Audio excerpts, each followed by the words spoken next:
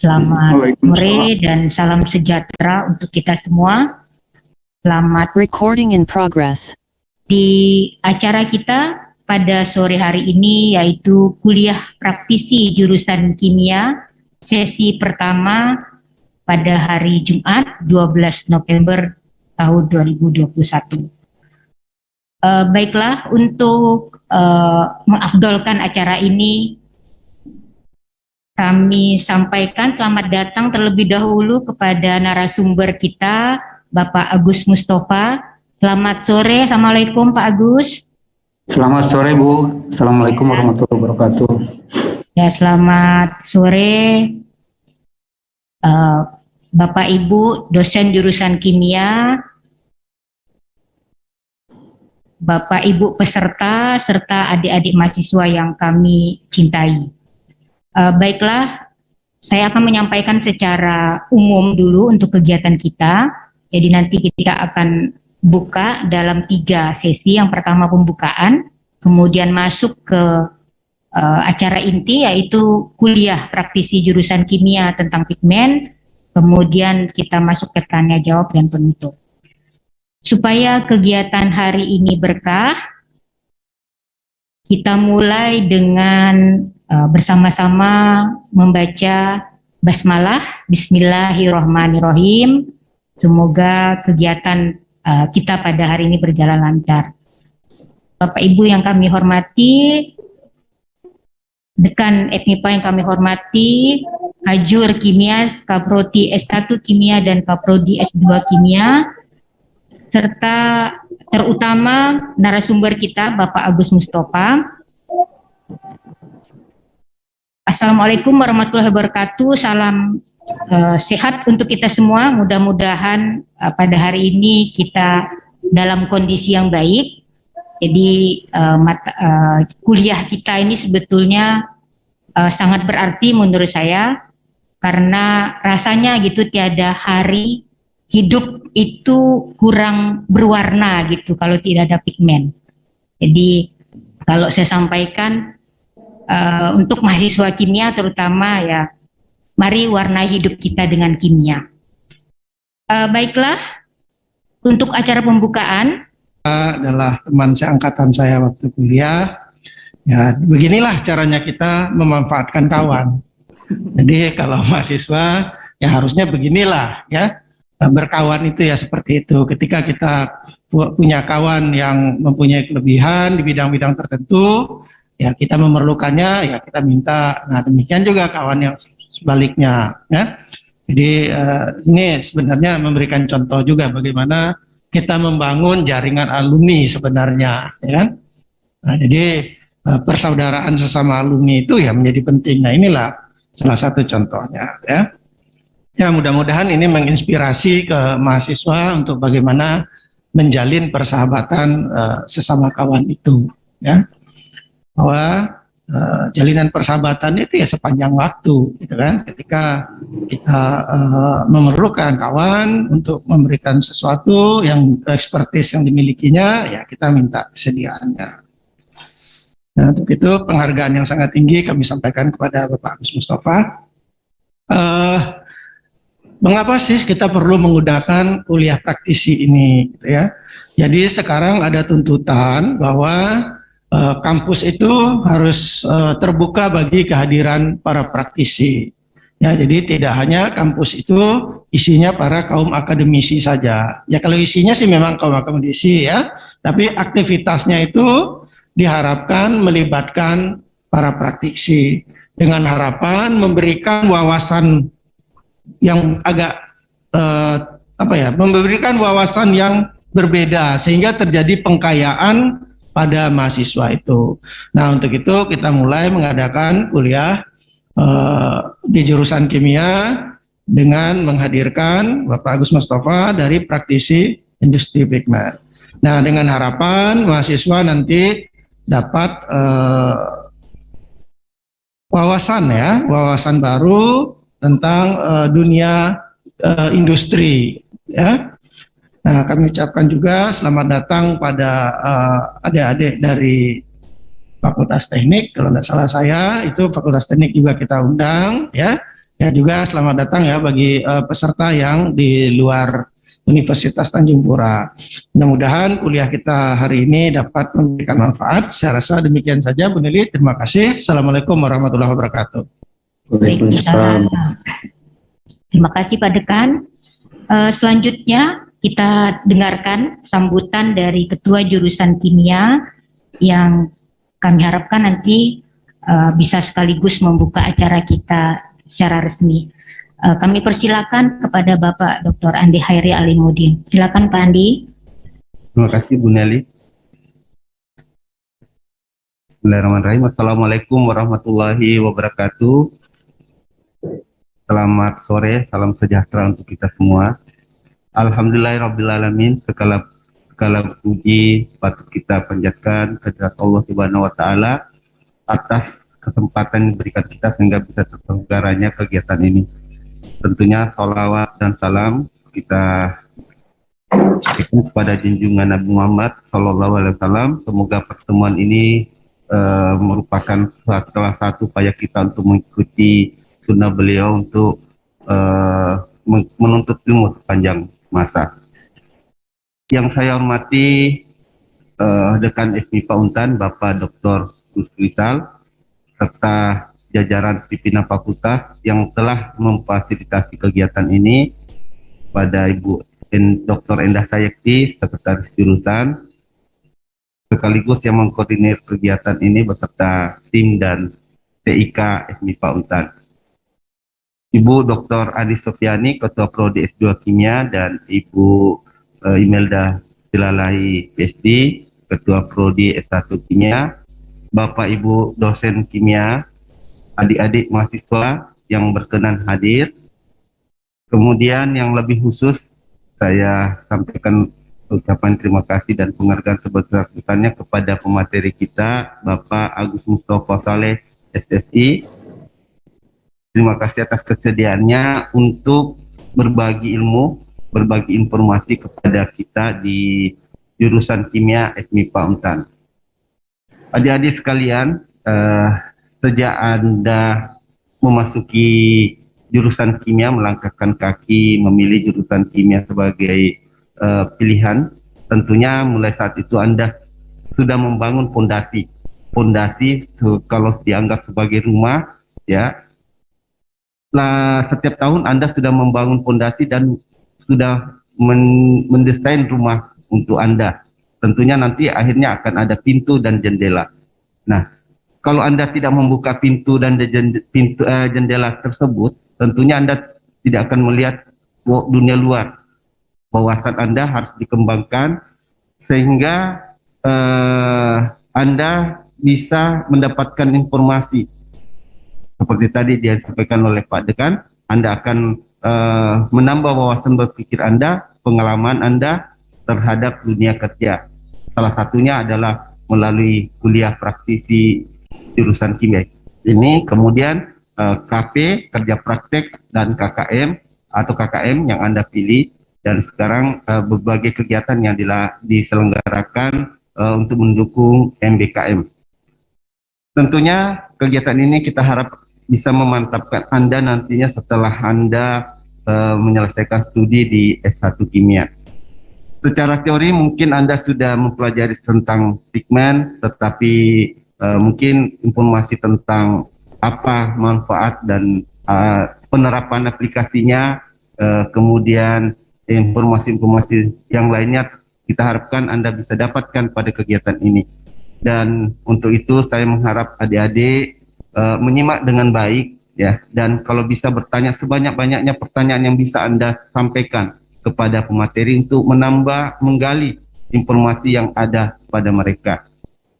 Dan terakhir, marilah kita bersama-sama dengan mengucapkan basmalah, kita membuka kegiatan ini. Bismillahirrahmanirrahim. Dengan mengucapkan Bismillahirrahmanirrahim, maka kuliah praktisi dengan tema pigmen industri pada hari ini kita buka. Selamat mengikuti kegiatan ini. Mohon maaf atas segala kekurangan. Sekian. Assalamualaikum warahmatullahi wabarakatuh. Saya kembali. Waalaikumsalam warahmatullahi wabarakatuh. Waalaikumsalam. Terima kasih Pak Andi karena sudah dibuka supaya lebih afdol gitu ya. Kalau anak muda sekarang tuh kalau enggak ada bukti foto tuh hoax katanya.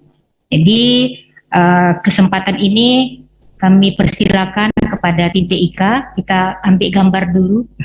Pak Mustafa, saya kurang tahu nanti kalau saya agak ngomong bahasa Melayu, ini biasanya kalau kuliah, kalau bahasa Indonesia masih tidur. Jadi harus ada logat-logat Melayunya supaya agak, oh begitu. Silakan, sudah siap ya? Silakan nyalakan di kameranya, dinyalakan dulu. Karena ini kita live streaming. Jadi kesempatan untuk bisa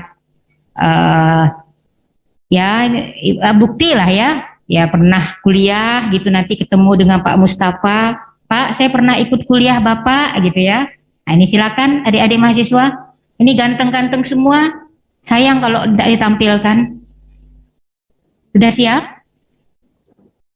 Oke, silakan yang pertama, senyum dulu, senyum yang paling manis.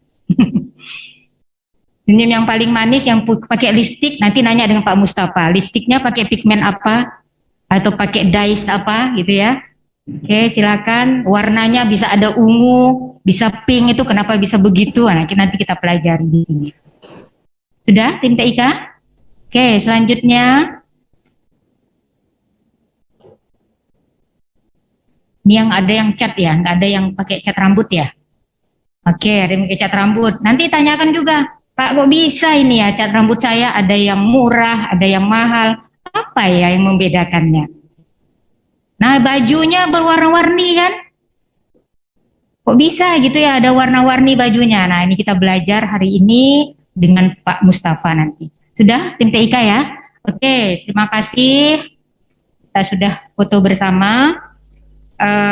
Kami sampaikan terima kasih kepada Bapak Dekan dan Bapak Kajur, jurusan kimia yang telah memberikan pengantar ya, kemudian membuka kegiatan kita secara resmi. Baiklah, sebelum kita mulai, saya ingin menyampaikan CV singkat dari narasumber kita pada hari ini. Nama lengkap beliau Bapak Agus Mustafa SSI. Tadi sudah disampaikan Pak Dekan, beliau satu alumni dari jurusan kimia Universitas Padjadjaran Bandung. Nah ini dari riwayat pekerjaan, ini Pak Agus Mustafa ini nampaknya sangat betah gitu. Karena kalau dari pengalaman teman-teman saya Pak, ini jarang yang bisa, kalau CV-nya sekian tahun ini hanya 2 tempat. Pak Mustafa awal bekerja itu di PT Monekem Surya, kemudian sejak tahun 2012 beliau sampai saat ini bekerja di PT DIC Graphic Quality Assurance Department. Nah, sebelum kesempatan nanti saya berikan kepada Pak Agus Mustafa yang akan menyampaikan materi tentang pigment industri, kita sama-sama melihat dulu ya video tentang perusahaan di mana beliau bekerja dan aktivitas apa yang ada di sana. Tuh, kami persilakan kepada tim TIK.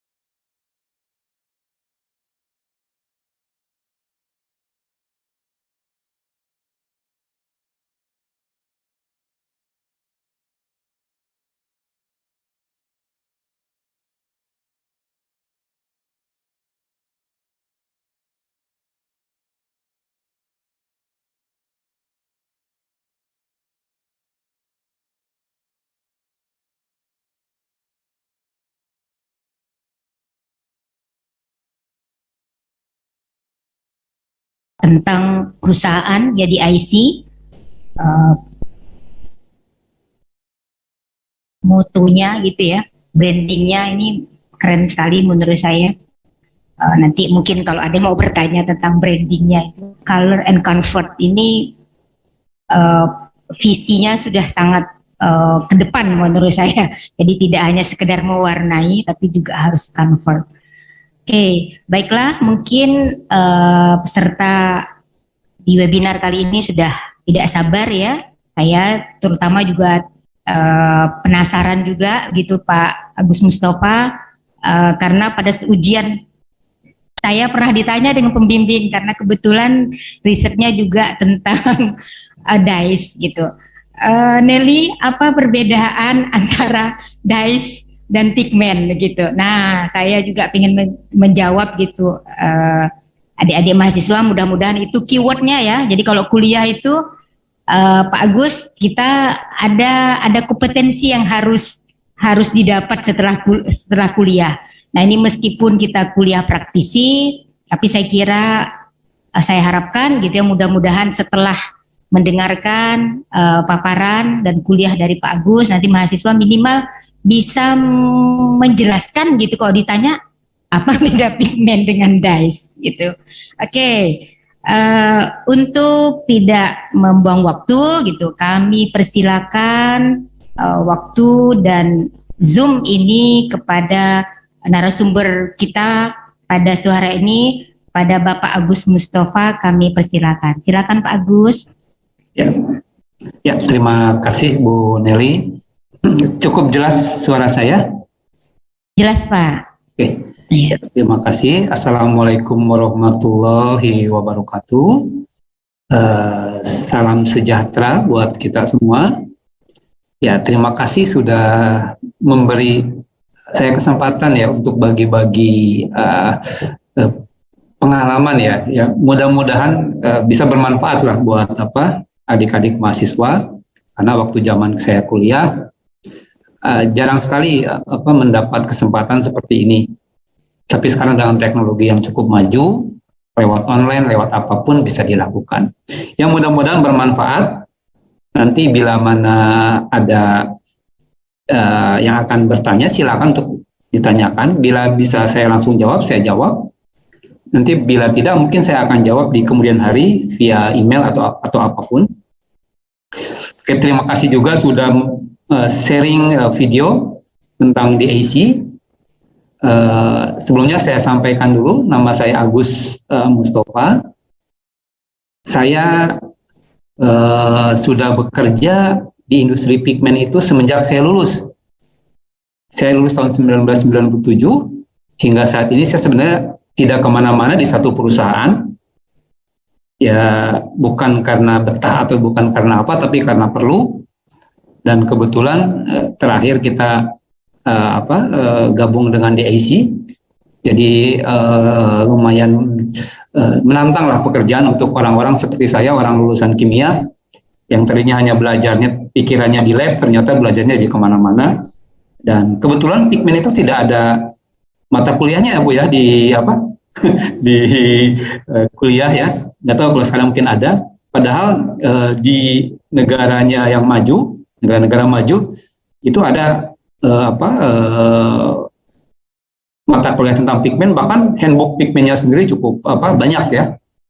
Oke, saya coba untuk sharing sebentar. Oke,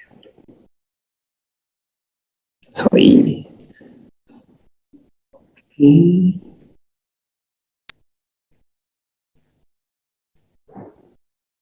Oke, sorry. Bisa dilihat layar saya? Bisa Pak, sudah terlihat. Oke, terima kasih. Kita mulai. Saya akan jelaskan tentang industri pigmen. Jadi memang industri pigmen kita di Indonesia kita pakai cukup banyak ya, konsumsi untuk pigmen itu sangat banyak sekali. Hanya sayangnya pabrik atau yang bergerak di bidang pigmen di Indonesia hanya kami sendiri, PT DAC Grafik, Bahkan di Asia Tenggara hanya kami yang memproduksi pigmen. Jadi saingan kami hanya di India dengan Cina. Di negara lain kami sudah tidak ada saingan.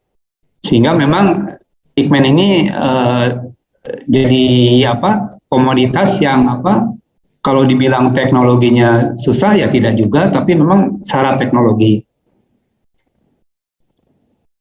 Oke, jadi pertama saya akan jelaskan tentang warna. Tadi Ibu moderator sudah jelaskan ya, warna itu bisa memberikan emosi yang berbeda-beda. Misalnya kalau warna merah itu menandakan emosinya lagi marah.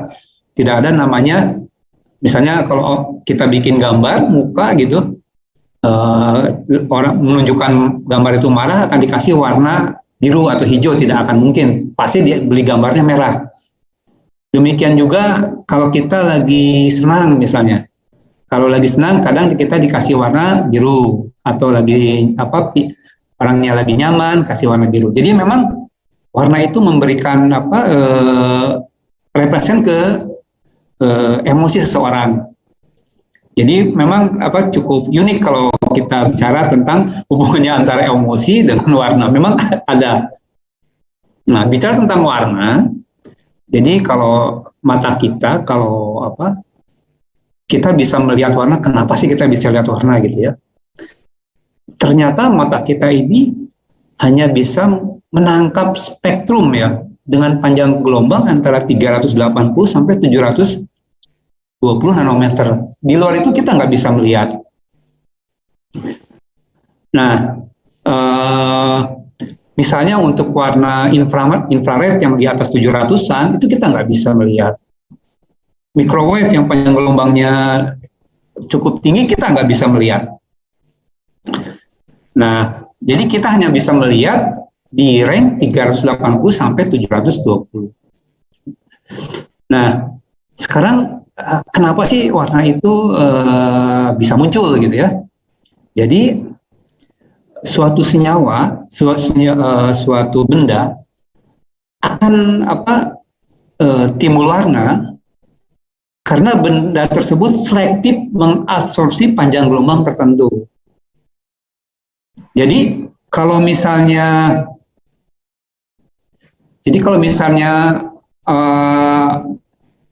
warna merah misalnya gitu ya. Jadi sebenarnya kalau di udara itu cahaya itu menembak dengan ratusan atau puluhan warna. Tetapi benda yang terkena cahaya tersebut hanya akan memantulkan satu warna saja. Seperti yang saya tunjukkan di sini. Jadi kita bisa melihat warna merah karena benda tersebut mengabsorpsi semua warna kecuali merah. Merah benda itu kita pantulkan. Sehingga mata kita akan menangkap warna merah. Demikian juga dengan warna yang lain. Misalnya warna kuning. Kalau warna kuning, benda tersebut hanya memantulkan warna kuning, yang lainnya tidak dipantulkan. Bagaimana dengan warna hitam? Nah, kalau warna hitam adalah semua warna diserap. Jadi tidak ada pantulan sama sekali. Jadi kita hanya melihat warna, tidak melihat apa-apa. Jadi sebenarnya simpel sekali cara kerja warna kita. Terus kemudian bagaimana suatu pigmen bisa menimbulkan warna. Jadi bila cahaya mengenai lapisan pigmen, baik itu bentuknya coating itu disebut cat, kemudian printing atau misalnya plastik, maka akan terjadi interaksi antara cahaya dengan lapisan tersebut. Nah, cahaya tersebut, apa yang terjadi bila suatu benda terkena cahaya atau pigmen terkena cahaya? Bisa dipantulkan, bisa diteruskan, bisa dibelokkan. Jadi tergantung karakter dari pigmen itu sendiri. Makanya kalau saya gambarkan di sini, ada yang dipantulkan balik, ada yang diteruskan, ada yang dibelokkan. Nah, Kalau di industri pigmen, kita bermain di situ tuh. Jadi misalnya ada pigmen yang mengkilat, ada pigmen yang sedikit mengkilat. Nah ini kita mainnya di sini. Atau ada pigmen yang birunya tua banget, muda sekali, atau misalnya merahnya merah muda, merah tua. Jadi kita mainnya di situ sebenarnya. Ya, oke. Kita lanjut. Nah ini coloran. Apa sih yang dimaksud dengan coloran itu? Toleransi itu adalah kita definisikan adalah semua bentuk warna. Warna itu bukan hanya pigmen, tapi termasuk juga dye seperti yang tadi disampaikan oleh Bu Nelly. Apa sih bedanya antara pigmen dengan dyes? Jadi coloran itu adalah pigmen yang tidak terlarut atau terendapkan, atau dyes yang larut. Jadi kalau kita gambarkan di sini, di gambar sini ada agregat. Jadi agregat itu adalah bentuk partikel-partikel pigmen yang bergabung satu sama lain. Itu namanya agregat. Atau aglomerat hampir mirip-mirip. Nah, kalau dalam pigmen, misalnya kita ambil pigmen, kalau dalam mudahnya seperti bubuk terigu.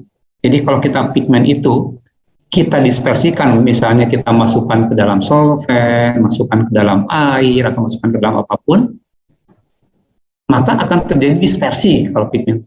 Dia tidak larut, hanya dispersi. Jadi partikel-partikelnya menyebar seperti ini, dia terdispersi. Nah, pigmen itu baik organik atau anorganik, yang baik yang berwarna, yang putih, atau yang hitam, practically nggak larut di dalam mediumnya, jadi hanya terdispersi. Jadi mereka hanya terpisahkan menjadi partikel-partikel kecil yang akan memberikan bentuk warna yang berbeda, atau misalnya transparansi atau opacity yang berbeda. Bagaimana dengan dyes? Kalau dyes awalnya sama, bentuknya kayak seperti ini, agregat.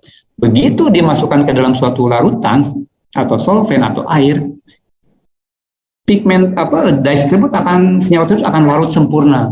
Jadi tidak terdispersi, tapi dia terlarut.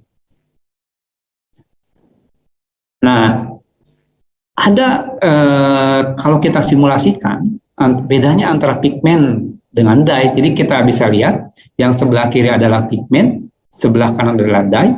Kita masukkan ke dalam suatu media. Jadi kalau pigmen itu kita harus seperti ini jadinya kalau kita masukkan.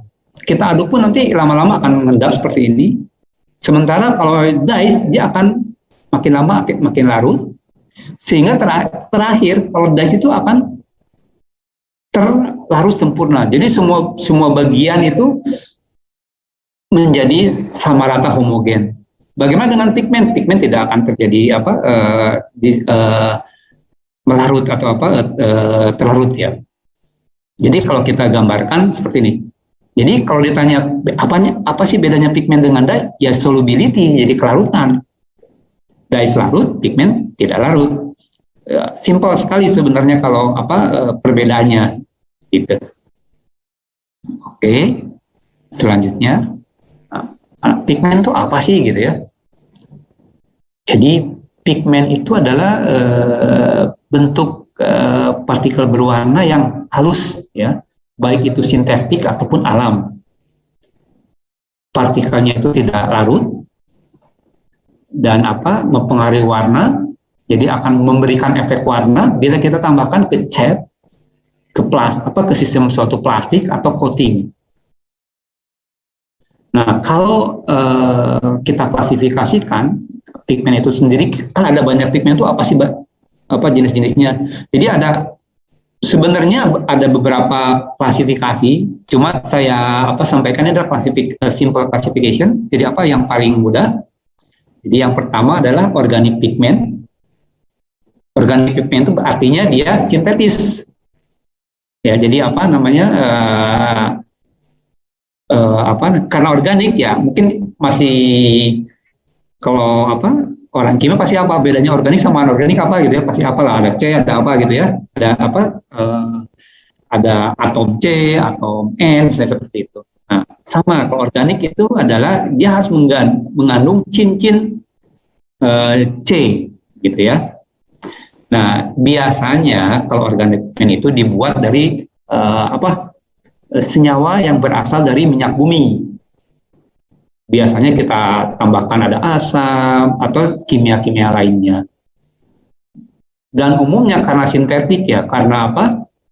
Organic pigment itu harus membentuk cincin yang kompleks.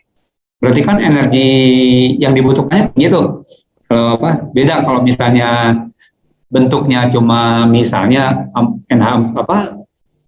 amoniak ditambahin asam misalnya kayak gitu kan, simpel sekali, itu nggak perlu energi cukup banyak. Tapi kalau misalnya kita sampai harus membentuk misalnya dari hanya 1 cincin menjadi 4 cincin, kita gabungkan, tambahkan logam, berarti kita butuh energi yang kuat untuk menggabungkan ataupun memotong rantai C-nya. Diperlukanlah itu panas dan atau energi. Itu perbedaannya organic pigment. Dan kebetulan DIC ini hanya fokus di organic pigment. Terus kemudian yang kedua adalah inorganic pigment. Nah, kalau inorganic pigment kebanyakan sih dari alam. Jadi kita tambang gitu ya. Contohnya apa? Carbon black gitu ya. Terus kemudian TO2, kemudian FOO2. Kalau TO2 kan yang warna putih tuh, cat putih itu pakainya TO2. Kalau FOO2 itu biasanya yang warnanya merah ke kuningan atau orange gitu ya. Jadi seperti itu. Ini bahan alam. Kemudian ada juga functional pigment. Jadi artinya pigmen yang ditambahkan bukan untuk warna, tapi menambahkan fungsi tertentu. Misalnya dia sebagai untuk menghambat korosif. Contohnya misalnya di kapal gitu ya, di dinding kapal laut. Kan ada misalnya ada warnanya, ada catnya gitu ya. Itu sebenarnya ditambahkannya bukan hanya warnanya, tetapi adalah pigmen yang fungsinya untuk mencegah terjadinya korosi. Jadi sehingga si bodi kapalnya tidak akan mengalami kerusakan yang cukup cepat akibat dari air laut. Seperti itu. Kemudian special effect pigment. Apa sih special effect pigment itu adalah? Jadi memberikan efek optis gitu ya. Seperti metalik gitu ya. Jadi seperti ini contohnya di mobil ini kan ada kilap-kilapnya tuh. Nah, itu adalah special effect pigment. Jadi kita bisa atur tuh misalnya bisa berkelip-kelip gitu ya, kayak permata gitu. Bisa kita atur tuh. Kita atur dari bentuk sama ukuran pigmen aja, ukuran pigmennya tersebut. Biasanya untuk yang mengkilat begini, jadi kita tambahkan alumina, Al ya. Jadi senyawa pigmennya tuh. Nah, pigmennya itu si alumnya itu, Al-nya itu hanya kita rubah, Al-nya sama, hanya kita rubah bentuk dari kristalnya. Misalnya ada kristalnya bulat besar-besar, ada kristalnya misalnya halus kecil-kecil gitu kan. Nah, kalau bulatnya besar-besar jadilah dipantulkan sempurna kayak kaca. Nah, kaca itu adalah contoh untuk pigmen special effect. Jadi kaca itu sebenarnya itu pigmen dicat, tapi itu bentuk aluminanya dia bentuknya nutup. Jadi apa yang cahaya yang disampaikan dipantulkan kembali 100%. Jadilah itu kaca gitu. Nah, beda kalau untuk kasus mobil, karena harus diteruskan, nggak semuanya harus dipantulkan, jadi bentuknya tidak full, harus sedikit. Yang kedua juga untuk yang kasus yang mobil ini, bentuknya juga harus kecil-kecil dan tidak boleh, dan harus jadi posisinya bisa di atas, di bawah gitu ya. Jadi kalau cat itu misalnya ukurannya, tebalnya cat itu misalnya ya 0,1 mikron misalnya ketebalan cat tersebut. Nah, sebenarnya kita selipin itu alumina itu ke cat itu. Nah, di dalam 0,1 mikron itu terdapat tumpukan-tumpukan dari alumina yang ukurannya 0,01 mikron, ada beberapa tumpuk gitu. Sehingga pada saat dia terkena cahaya bisa saling memantulkan, ada yang teruskan, ada di kiri, ada kanan gitu kan. Nah, jadilah kesannya mengkilat gitu, seperti apa? Ada klip-klip seperti ini. Jadi kalau kita lihat di kiri klipnya seperti ini, di kanan klip apa berklipnya seperti itu. Itu karena efek dari apa special effect pigment, partikelnya dirubah-rubah kecil dikit gitu kan, ditumpuk-tumpuk gitu. Jadi begitu saya masuk dari sini pindah ke bawah, apa dipantulkan ke mana, pantulkan ke mana gitu kan. Jadi sebenarnya cukup unik kalau kita bicara tentang pigmen ini.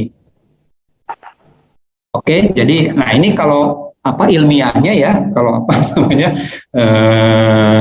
secara struktur kimianya. Jadi kalau organik pigment itu kan di dasarnya kan cincin karbon ya. Memang ada beberapa kita tambahkan anorganik ya, senyawa anorganik untuk stabilizer. Tapi pada dasarnya dominan bentuknya organik. Jadi kalau kita klasifikasikan, jadi kalau organic pigment itu dibagi 3 sebenarnya. Ada classical pigment, cationic dye toners, sama high performance. Jadi kalau high performance itu adalah pigment yang harganya mahal, biasanya dipakainya untuk apa? Kayak cat mobil gitu ya, bukan dipakai buat cat di rumah gitu ya. Nah, ada lagi yang klasikal. Klasikal itu adalah yang konvensional yang dari zaman dulu gitu ya. Nah, jenisnya kita bagi, klasikalnya kita bagi 2, ada petalosianin, ini yang warnanya biru, dengan azo. Nah, azo sendiri itu banyak banget, lebar sekali azo itu. Azo seperti apa sih gitu ya? Jadi kenapa pigmen ini kita namakan azo? Jadi ada cincin N dengan N. Ini kan azo ya, N itu ya. Ada disazo, monoazo kan, cincin tergantung dari rantai antara N dengan N gitu ya. Mungkin apa adik-adik mahasiswa lebih paham lah dari saya. Terus kemudian, nah yang azo ini ada monoazo, ini aryl amid, beta naftol. Ini adalah kalau aryl amid itu adalah classical pigment yang warnanya kuning. Kalau yang beta naftol yang berwarna merah. Kemudian ada azo yang metal salt, ini toners itu artinya dipakai buat itu apa namanya, kalau kita printer itu yang ada di mesin fotokopi yang berwarna, yaitu pakainya metal salt. Terus kemudian ada diazo, ada berapa kelas lagi, cukup banyak ya. Nah, high performance ada polycyclic juga, sama ada azo. Nah, kalau polycyclic jenisnya macam-macam, ada isoindolin, ada quanitalon, jadi banyak sekali, Dan ini juga ada beberapa kelasnya lagi, sebenarnya nggak seperti ini. Terus kemudian ada benzin, di azo sendiri ada benzin midazolam, kemudian disazo, jadi banyak sekali. Nah, kalau high performance ini cukup mahal harganya. 1 kilo itu bisa di atas $50 per kilonya, per kijinya. Kalau yang klasikal itu nggak terlalu mahal, 1 kilonya hanya $10. Jadi tidak cukup jauh ya range-nya tuh antara klasikal sama high performance. Cuma memang high performance itu adalah yang high duty. Jadi apa namanya? Kayak misalnya cat mobil gitu ya, mobil menggunakan classical pigment. Kita simpan tuh di tempat parkir. Nah, kalau kita menggunakan pigment yang klasikal, itu mungkin dalam jangka waktu 1-2 bulan warnanya jadi hilang, pudar gitu, kusam gitu. Nah, kalau yang high performance disimpan berapa hari, berapa bulan, itu nggak akan tidak akan terjadi perubahan warna. Nah, kalau ditanya bagaimana sih kita bisa tahu bahwa high performance ini pigmennya gitu ya, bisa oke gitu ya. Jadi sebenarnya kalau kita ini kalau orang pigmen itu ya, jadi kalau melakukan penelitian tuh nggak cepat gitu, bisa tahunan gitu ya. Untuk mengeluarkan satu produk pigmen yang bisa untuk cat mobil, kita harus kembangkan ada namanya tuh weather fastness, jadi ketahanan cuaca. Jadi kita bikin pigmen itu kita aplikasikan ke cat, contohnya misalnya ke cat mobil atau apa gitu ya. Nah, tapi kita bikin simulasinya, misalnya bikin sekotak HP ini, kita cat misalnya dengan jadi warna merah misalnya, Nah, warna merah ini kita simpan di luar selama 6 bulan. Nanti setelah 6 bulan kita bandingkan dengan yang disimpan di dalam ruangan. Ada perubahan apa enggak? Pigmen yang bagus itu adalah tidak boleh ada perubahan warna setelah 6 bulan disimpan di luar, di lapangan, terkena cahaya matahari, terkena hujan, itu tidak boleh ada perubahan warna. Nah, kalau pigmen yang klasikal itu kurang tahan. Jadi, mengapa harganya mahal? Selain karena teknologinya mahal, penelitiannya juga mahal biayanya. Jadi, cukup menantang lah kalau kita kerja di perusahaan pigmen gitu ya. Oke, selanjutnya ini adalah karakteristik pigmen. Ya. Jadi kalau karakteristik pigmen itu adalah kita bicara juga tentang particle shape, bentuk partikel ya. Jadi bentuk kimianya, struktur kristalnya itu akan menentukan bentuk dari partikel itu sendiri. Terus kemudian partikel primer dari pigmen itu juga bermacam-macam. Ini saya kasih contoh misalnya untuk yang aksikular nih. Seperti ini. Bentuknya seperti ini. Kalau di sini kita sampaikan nodular kalau saya istilahkan. Cuma memang istilahnya bisa beda-beda antara yang satu dengan yang lain, tapi prinsipnya sama lah gitu ya. Terus kemudian ada bentuknya yang rod seperti ini, yang sebelah kanannya rod. Jadi kayak batang. Terus kemudian lamarar itu tidak beraturan bentuknya. Terus kemudian ada juga yang sama benar-benar tidak beraturan. Ada yang kotak, ada yang bulat, spiral. Jadi spherical ya. Jadi memang beda-beda tiap pigmen itu. Dan ini akan menentukan dari kualitas dari pigmen itu sendiri. Partikel primer ini terdiri dari partikel-partikel tunggal. Nah, partikel kecil ini membutuhkan energi permukaan yang tinggi. Kenapa sih gitu bisa Karena dia untuk mempertahankan dia tetap tunggal itu perlu energi gitu. Lebih banyak daripada dia kalau ganda gitu ya. Jadi contoh kasus ini kalau ini partikel yang agregat ya. Jadi campuran dari single particle.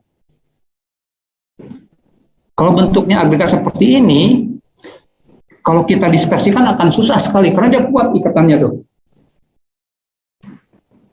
Nah, tapi kalau kalau untuk aglomerat seperti ini akan mudah terdispersi. Jadi mudah sekali dilepasin. Bentuk seperti ini warnanya nggak ada warnanya kalau bentuk seperti ini. Tapi kalau bentuk seperti ini yang sudah tunggal-tunggal itu ada warnanya. Makanya sih kalau di dalam kalau kita suka bercanda kalau orang pigmen itu, makanya kalau yang single-single itu lebih menarik daripada yang sudah menikah gitu ya kalau kita bicarakan seperti itu. Single-single ini lebih menarik gitu. Terus kemudian tapi ini membutuhkan energi yang banyak gitu. Karena untuk mempertahankan dia tetap single gitu. Apa yang terjadi bila si partikel ini tidak bisa mempertahankan untuk tetap single, maka akan terjadi namanya flokkulasi, nyantuk lagi bercampur lagi, beraglomerasi lagi seperti di bawah.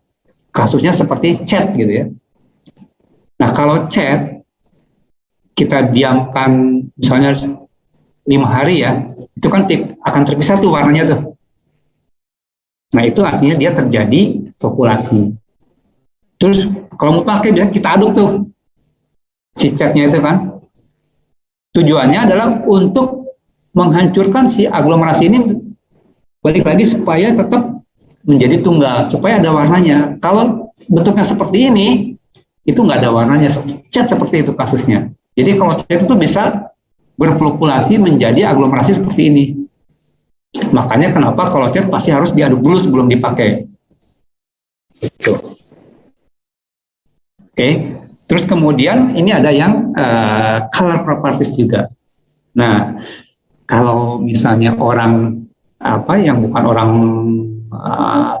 yang bergerak di bidang warna, pabrik-pabrik tinta gitu ya. Nah, biasanya misalnya begini, kalau kita bicara itu warna apa, langit itu warnanya apa sih gitu ya. Oh sekarang langit itu warnanya biru tua gitu ya. Nah sekarang kalau laut warnanya apa? Biru muda. Itu kan apa, terlalu general gitu ya. Misalnya ada lagi misalnya seperti ini.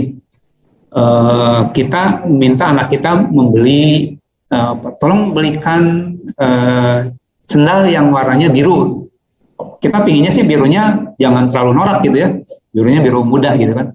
Dibelikanlah biru sama anak kita misalnya. Begitu pulang, kok beda birunya gitu. Karena tidak ada notifikasi identifikasi antara beda warna tersebut. Nah, makanya kenapa kalau kami orang yang bergerak di bidang pigmen itu, yang bekerja di bidang pigmen itu kita ada notifikasinya. Jadi memang secara internasional kita terapkan notifikasi. Namanya adalah CIE Lab gitu.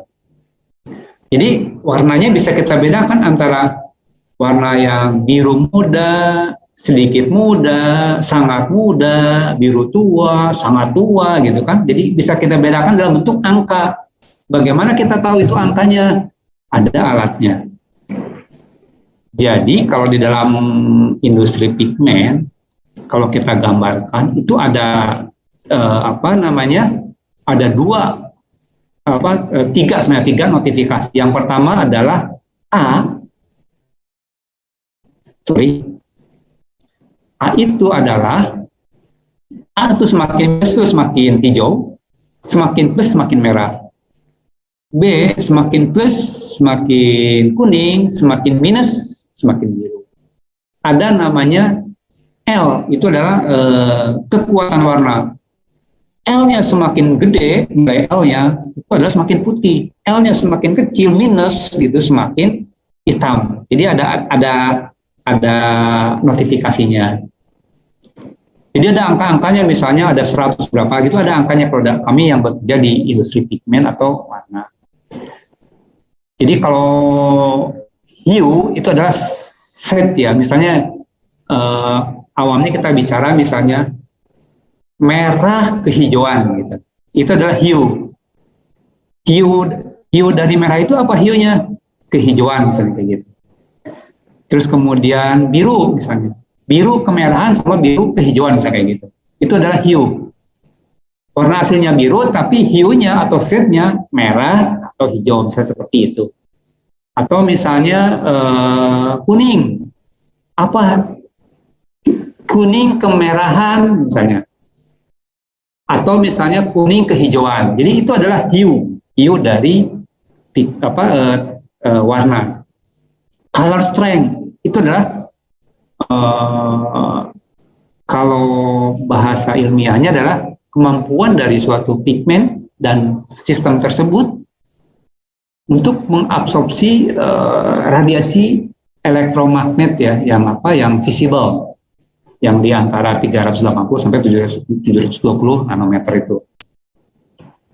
Terus kemudian kroma itu adalah kecerahan.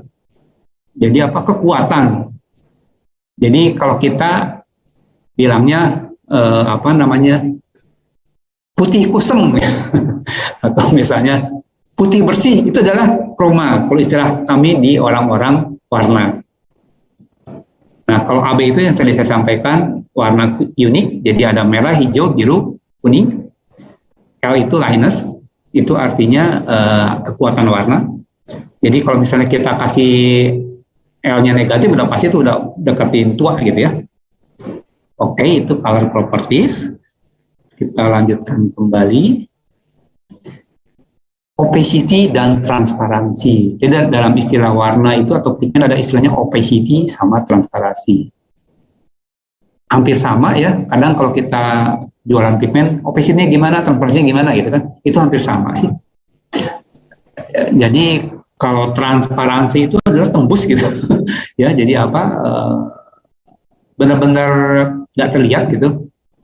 Kalau opacity itu benar-benar menutupi gitu, apa namanya, menutup itu opacity. Kalau kita gambarkan seperti ini, kalau kita tidak bisa melihat di balik benda tersebut, artinya itu opacity-nya tinggi 100%. Kalau misalnya kita bisa melihat 100% benda tersebut, artinya opacity-nya rendah atau transparansinya tinggi. Itu simple sebenarnya. Ada benda-benda yang transparansinya kurang tinggi, jadi ada sedikit kelihatan beda gitu kan. Nah itu jadi ada cahaya yang dipantulkan, diteruskan, atau misalnya dibelokkan gitu ya. Jadi faktor yang pengaruhi opacity itu apa sih gitu ya? Jadi refract index dari warna pigmen tersebut, particle size-nya. Kalau particle size-nya gede, artinya kan cahaya ketahan tuh ya. Jadi kalau segede gini, cahaya ketahan. Beda lagi kalau misalnya segede pulpen, ada yang teruskan. Jadi itu particle size mempengaruhi. Yang kedua adalah ketebalan dari lapisan itu sendiri. Jadi kalau lapisannya tebal ya otomatis akan sulit untuk tembus. Terus kemudian derajat dari dispersibility dari pigmen tersebut. Jadi kalau dispersibility-nya nggak bagus, artinya kan pigmennya ngumpul-ngumpul tuh, nggak semuanya kecil-kecil tuh. Jadi artinya mungkin ada yang dipantulkan, jadi nggak 100%, nggak semuanya diteruskan. Makanya akan mempengaruhi dari dispersibility. Atau koefisien absorpsi dari pigmen. Pigmen itu juga bisa mengabsorpsi warna, dia bisa menangkap energi. Contoh kasus adalah fluoresen. Fluoresen kan itu adalah pigmen yang bisa menangkap energi. Jadi pada saat terang ya diterima itu, diserap sama dia. Pada saat gelap dia akan pantulkan. Itu contoh kasus pigmen yang bisa mengabsorpsi energi. Kemudian gloss, kalau tadi opacity dan transparansi, ini adalah gloss. Gloss itu bahasa mudahnya mengkilat gitu ya, kinclong gitu ya.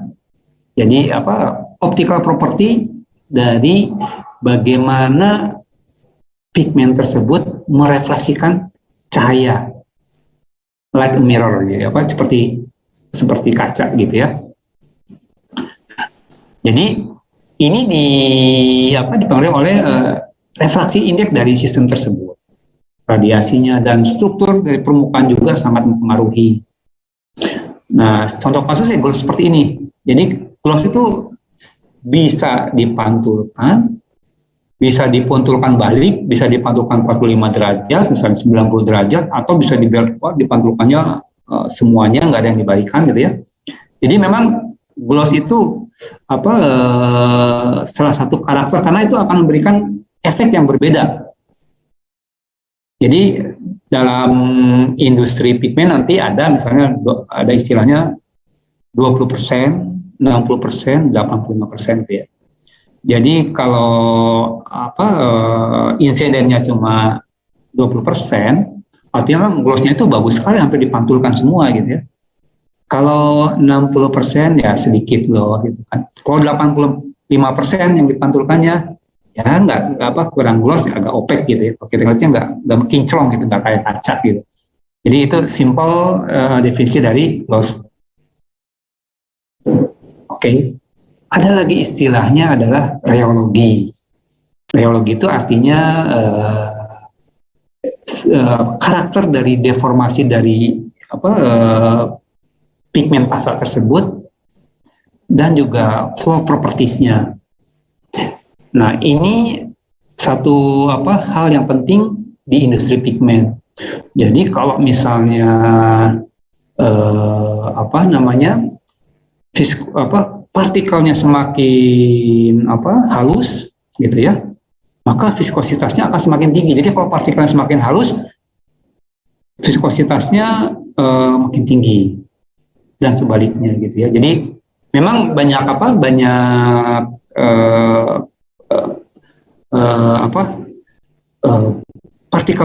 ukuran partikel itu akan mempengaruhi ke viskositas. Jadi memang ada banyak faktor ya.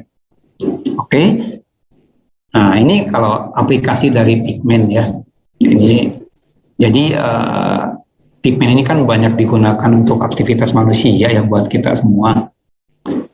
Dan kalau digunakan untuk manusia berarti kan selalu ada risk ya. Jadi apa untuk kesehatan kita. Jadi sebenarnya kalau apa bicara tentang pigmen itu regulasinya banyak sekali gitu ya untuk minimize the risk gitu ya. Jadi emang apa banyak sekali gitu ya.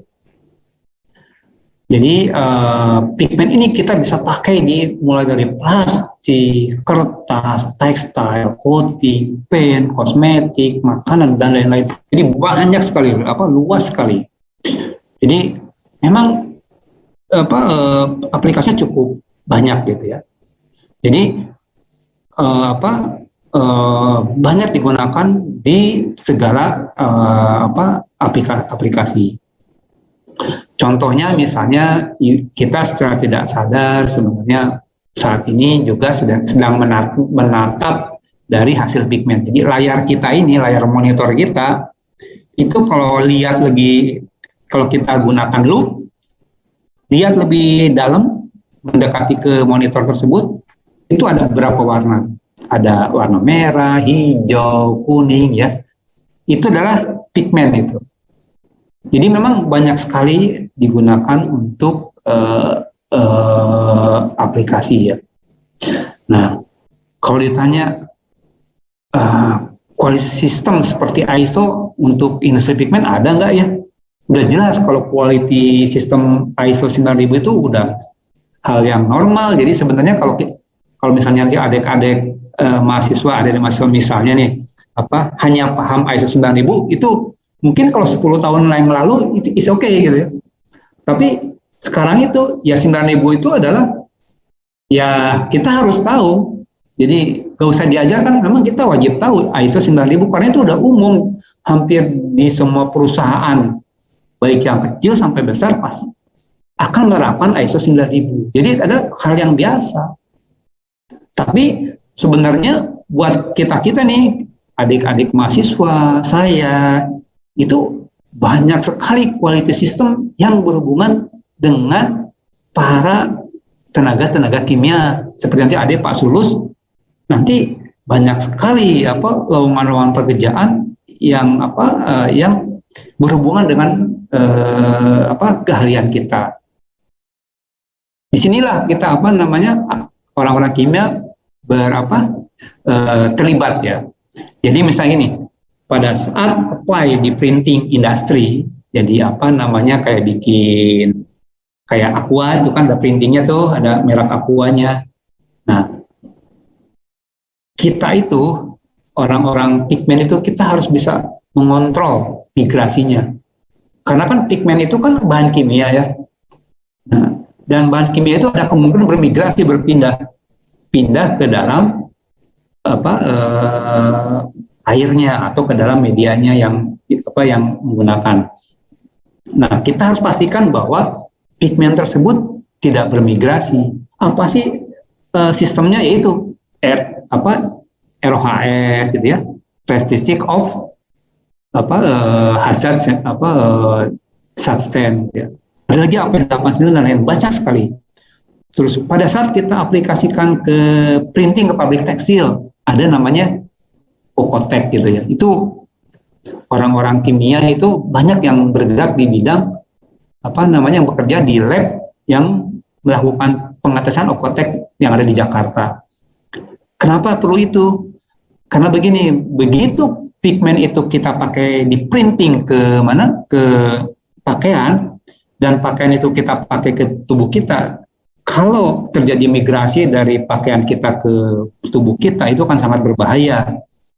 Misalnya ada migrasi logam-logam berat, itu bisa menyebabkan kanker.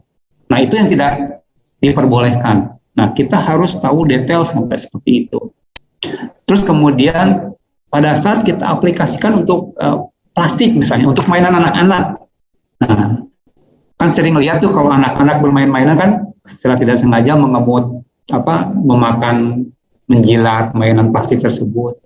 Bayangkan tuh kalau misalnya si pigmen yang dipakai untuk yang dipakai untuk mainan tersebut mengandung toksik ya, logam-logam berat yang berbahaya, masuk ke dalam tubuh anak tersebut akan berbahaya menyebabkan kanker. Nah itu kenapa harus ada regulasinya. Terus kemudian untuk kosmetik misalnya ya kita harus ngecek alerginya, halal itu kita ada aturannya. Jadi memang aturannya banyak sekali kalau kita bicara di industri pigmen, banyak sekali aturannya, dan orang-orang kimia itu biasanya ya bekerjanya nggak jauh dari situ gitu ya biasanya. Jadi nggak hanya nggak hanya bekerja di lab, tapi biasanya sistem-sistem tersebut yang kita pelajari. Terus yang terakhir ya adalah untuk negara muslim gitu ya, halal tuh kosmetik ya. Kan misalnya adik-adik mahasiswa atau ibu-ibu yang muslim nggak mau kan misalnya menggunakan kosmetik yang bahannya tidak halal, misalnya menggunakan bahan yang ada turunan dari babi dan turunannya gitu ya, kan nggak mau juga. Jadi itu yang kita harus atur. Ya ini terakhir ya, kalau kita behind the product nih, jadi biar adik-adik tahu bagaimana sih sistem apa sih yang ada di setiap produk. Ini kalau kita akan dalam suatu produk, ini kan ada industrinya ya, ada pabriknya. Nah, pabrik itu harus memastikan produknya itu harus selalu ada, terus bentuknya konsisten, stabil, misalnya gitu ya. Jadi jangan sampai misalnya hari ini gelas kita bikin gelas misalnya ukurannya 5 cm, besok jadi 5,2, besok 5,3, wah itu jadi bisa tidak dipercaya atau dibeli oleh customer. Nah, untuk memastikan itu konsisten, makanya diterapkan adanya ISO 9000. Itu di industri di pabriknya. Terus kemudian terkait dengan ISO 9000 itu ada namanya ISO 17025. Mungkin ada yang sudah pernah dengar atau suka baca. Jadi untuk melakukan memastikan produk-produk yang dihasilkan dari pabrik tersebut, maka pabrik tersebut itu kan harus menggunakan alat-alat ukur, misalnya timbangan, misalnya kalau pabrik kimia menggunakan gelas ukur, menggunakan meteran, menggunakan beker, menggunakan pipet. Nah itu harus dikalibrasi supaya misalnya 5 mili yang ditambahkan itu adalah benar 5 mili. Nah, makanya kenapa ada ISO 17025. Jadi alat-alat kita harus terkalibrasi oleh lab yang terakreditasi ISO 17025 atau CAN gitu istilahnya. Jadi kita nggak bisa namanya kalau misalnya industri, misalnya kita punya meteran tuh, meterannya bagaimana kita menyatakan bahwa meteran kita itu benar 1 sentinya benar 1 senti telusur ke standar internasional. Bagaimana memastikannya? Itu ada di beberapa klausul di kalibrasi di ISO 9000. Jadi si meteran tersebut kita harus kalibrasi eksternal. Nanti dari kalibrasi eksternal akan dikeluarkannya sertifikat kalibrasi. Jadi seperti itu. Terus kemudian, nah tesnya nih. Jadi misalnya untuk contoh misalnya untuk mengetes asam gitu ya. Nah untuk mengetes asam kan antar pabrik bisa beda-beda nih, bisa supplier ini menggunakan cara tesnya dia, supplier ini menggunakan cara tesnya dia. Nah, makanya kenapa kita ada istilahnya itu ada namanya mengacu ke DIN yang di Jerman misalnya, ISO yang di Eropa, ASTM di Amerika, JIS yang di Jepang. Jadi tergantung itu standar yang kita pakai. Jadi disitulah kita sistem itu akan beraplikasi. Nah, terus kemudian terhadap pekerjanya nih. Nah, terhadap pekerjanya, pada saat kita bekerja, kan harus dipastikan tuh pekerjanya tuh aman ya. Jadi pada saat pekerja itu berangkat meninggalkan keluarga, ya pekerja tersebut harus pulang ke rumah dalam kondisi seperti saat dia berangkat gitu. Makanya ada istilahnya sistem itu SMK 3 atau untuk internasionalnya adalah ISO 45001. Atau kalau zaman dulu OSAS 18001. Jadi ini adalah 3 sistem yang mirip-mirip. Cuma memang kalau SMK 3 itu lebih ketat. SMK 3 itu adalah lebih ke regulasi yang ada di Indonesia. Kalau ISO 45000 ini itu lebih ke umum. Jadi kalau di Indonesia kita menerapkan SMK 3. Jadi kalau setiap perusahaan yang mempekerjakan lebih dari 45 orang wajib menerapkan SMK 3. Dan ini harus diaudit nanti. Nanti ada benderanya tuh, dikasih bendera. Dan kalau misalnya bagus, ya dipanggil nanti ke kementerian, nanti ada liputnya di televisi, nanti akan dikasih penghargaan oleh Menteri Tenaga Kerja. Nah, kemudian terkait lingkungan nih, kan waktu bikin produk tersebut pasti akan timbul pencemaran tuh. Nah, pencemaran itu jadi harus kita pantau, kita harus kita kendalikan. Nggak bisa namanya kita membuat sesuatu akan mencemarkan lingkungan dan yang nanti akan merugikan anak cucu kita di kemudian hari. Nah, makanya ada namanya ISO 14001. Jadi ini hanya sistem. Nah, 14001 itu sistem. Jadi bagaimana kita memanfaatkan sistem ISO 14001 supaya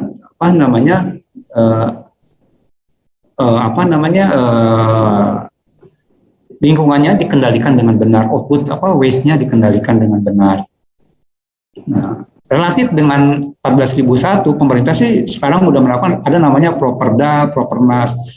Jadi program peringkat daerah, ada program peringkat nasional. Jadi itu diaudit tuh, misalnya kalau untuk perusahaan yang mengeluarkan limbah cair, ada regulasinya, misalnya chemical oxygen demand misalnya berapa, jadi BOD berapa, total dissolved solid berapa. Jadi ada regulasinya, itu ada keputusan menterinya. Nah, kita yang orang kimia harus tahu ya kayak gitu-gitu. Jadi nanti ada peringkatannya. Terus kemudian, nah ini terkait biasanya sih para peneliti yang bekerja di R&D. Nah, orang-orang yang bekerja di R&D, nah, kita harus paham bahwa setiap membuat produk tersebut, produk apapun, jadi kita harus pastikan inventory statusnya tuh benar. Maksudnya apa inventory status? Adalah regulasi. Tiap negara punya regulasi yang berbeda-beda. Jadi inventory status tuh kalau di Amerika namanya TSCA. Terus kemudian ada namanya di New Zealand NZLOC, di Eropa REACH, di Australia ICS gitu ya. Terus kemudian di Korea ada KIRIT, di Cina ada juga namanya China REACH. Jadi memang Indonesia ada, SNI juga ada. Nah, kita harus pastikan misalnya kita membuat suatu produk A, jadi kita cek itu produk A itu isinya apa aja, misalnya isinya air, misalnya isinya logam A, logam B, terus nyawa A, nyawa B. Nah, kita harus pastikan bahwa itu sudah terregistrasi, sudah ada. Jadi saat kita jual ke, misalnya akan kita ekspor ke Amerika, nah, orang-orang kimia, yang seperti saya misalnya gitu ya, yang bekerja di R&D, kita pastikan dulu nih regulasinya, apakah sudah terregistrasi belum di Amerika. Kalau belum terregistrasi, kita nggak bisa ekspor ke sana. Sama juga, yang lain juga sama. Kita pastikan, kalau kita mau ekspor ke Eropa, kita cek senyawanya apa aja. Nanti kita lihat, ini misalnya di Eropa maksimal limitnya misalnya sekian ppm. Jadi kita pastikan itu ada regulasinya. Jadi jangan sampai melakukan penelitian saat akan dijual, nggak bisa dijual karena misalnya terhambat oleh regulasi. Nah, siapa yang bisa melakukan ini? Ya orang-orang kimia nanti seperti kita, nanti seperti adik-adik gitu ya.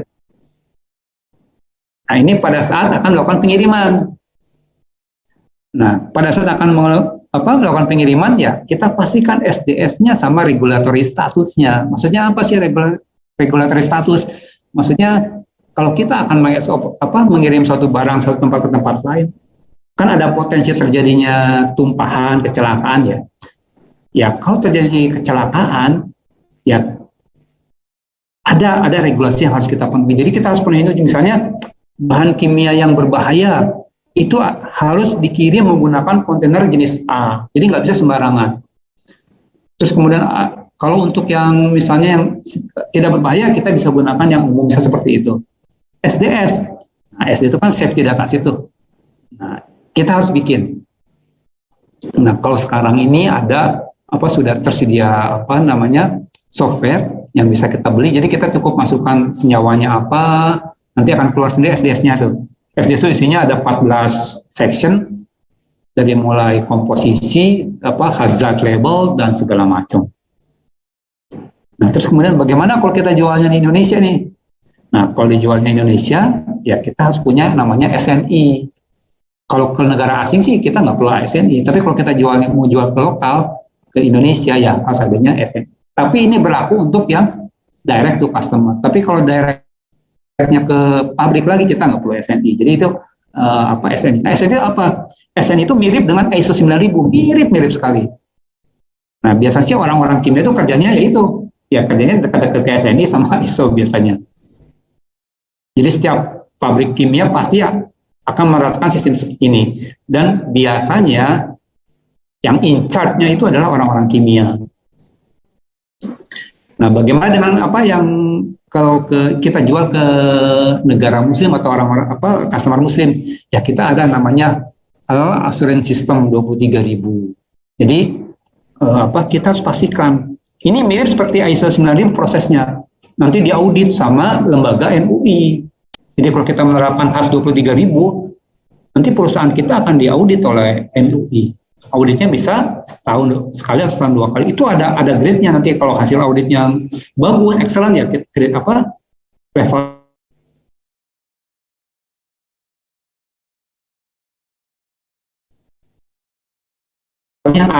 Tapi kalau misalnya ada ini bukan hanya masalah babi atau turunannya, bukan seperti itu. Ternyata pas itu sapi misalnya gitu ya.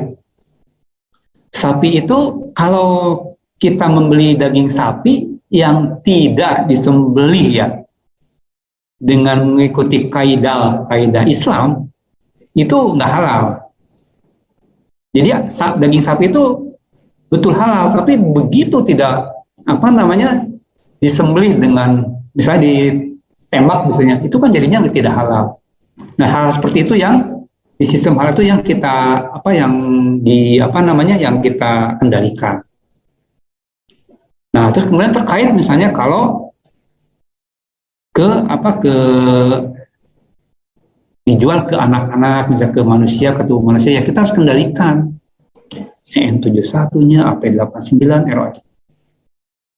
Nah, ini semua yang ada di sini ini adalah dunia kimia sebenarnya.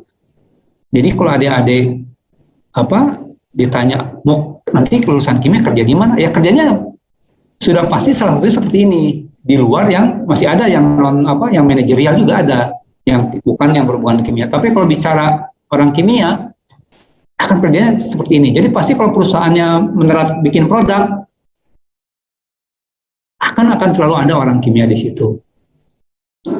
Ya baik itu teknik kimia atau apa gitu istilahnya ya. Biasanya kita terapkan. Apalagi kalau udah menyangkut ke dalam inventory, ya itu udah pasti itu orang kimia, karena untuk mengetahui senyawa A, jenisnya apa, case number-nya apa, impurity-nya apa, itu orang kimia. Non kimia pasti nggak akan tahu.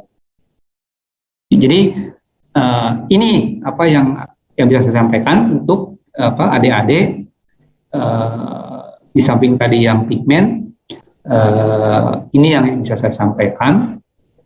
Jadi jangan takut kalau untuk adik-adik lulusan kimia, jangan takut untuk susah nyari kerja.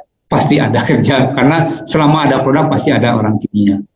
Oke, terakhir ini biodata saya seperti yang tadi disampaikan oleh Bu Nelly ya.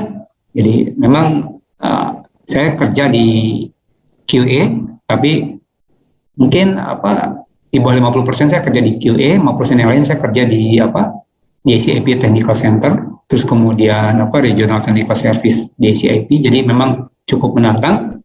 Jadi saat ini saya bekerja hubungannya dengan kimia tidak terlalu banyak, jadinya lebih banyak ke manajerial. Nah, ini tempat kerja kita. Barangkali nanti misalnya ada lowongan adik-adik. Jadi adik-adik bisa searching nanti kalau di internet, ada namanya www.dic.co.id. Biasanya kita akan selalu ada lowongan kerja orang kimia, baik yang ada di Jakarta, Surabaya, atau Karawang atau Tangerang. Kebetulan kalau saya sih di Karawang. Jadi kita mendapati lahan 11 hektar. Nah, kalau dari Jakarta 47 km.